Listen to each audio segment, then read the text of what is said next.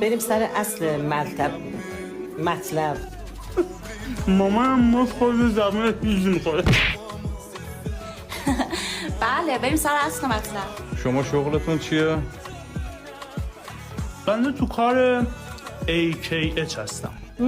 چه عالی. حالا چی هست این AKH؟ انگوش کردن همستر. بابا چرا میزنی؟ شما دانشگاه هم میری؟ مسابقه گیرم بیاد. آره دانشگاه هم میرم. پسرم درسم میخونه دانشگاه میره. آها من آره کلی دانشگاه رفتم من. چقدر خوب. چه رشته‌ای؟ آبیاری گیاهان دریایی. ورزش هم میکنید؟ بله من چند تا مقام دارم. چه ورزشی؟ پرش رو نیزه. نه پرش با نیزه. اینجوری میپرم. آرتیت مامان زشته، میگم عمو دعوت کنه ها. این عمو میگی؟ بله. عمو گوه خورده.